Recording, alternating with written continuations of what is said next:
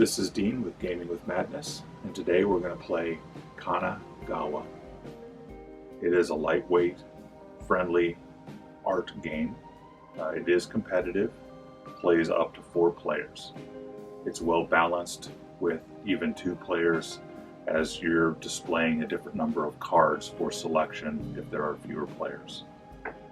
During the game, we are going to display some cards in the art school, and we're going to decide if we want to take them, which column we would like, and when we would like to take it, so that we can add them to our portrait. The score at the end of the game is going to be based on various factors, such as the number of cards you have in the portrait that start with that have your favorite season in it. There is a different season for each player, and how many of these bonus point tiles you happen to accumulate during the game.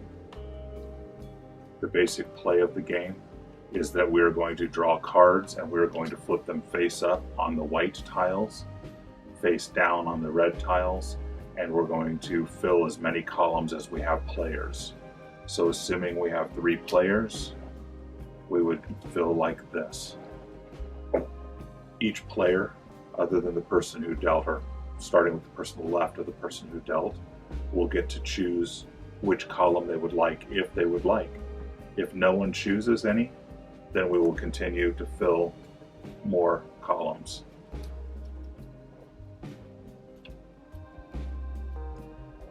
We will do the same. During a turn, if someone takes a column, like let's say I choose this one, I get these cards and I must immediately place them in my studio.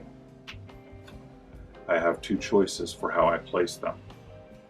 One, I can add a paint pot to my studio where I have the ability to paint a bit of green. And that paint pot is now locked in that spot, and I can take this green one that I have just painted and slide it under the top of my card in order to show that I have now painted that. 2, I can take, because I can't paint this card, I can now turn it around and tuck it underneath the bottom, and I have now added a wild card to my studio for future prints. So as we're playing, I am using my paint pots to paint items that I'm adding to my portrait. Here I have chosen to paint a wild and a black, which could be 2 blacks to put this in.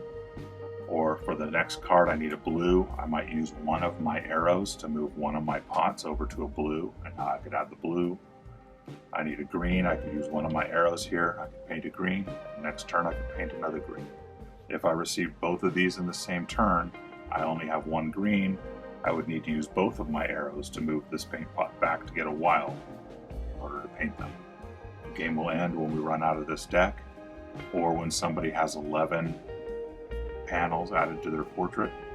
At the end of the game, we will add up positives for these icons, negatives for these icons, and then we'll add up any of these that we have acquired, either having 3 trees or 4 trees, or a certain number of colors, or a certain number of people added to our portrait.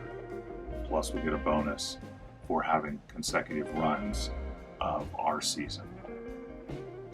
As you can see, it is a good-looking game on the table, and as an easy game to teach, short time span, it is a good game for you to be able to bring in your non-gamer friends to sit down and play a board game with you. Thanks for watching Gaming with Madness.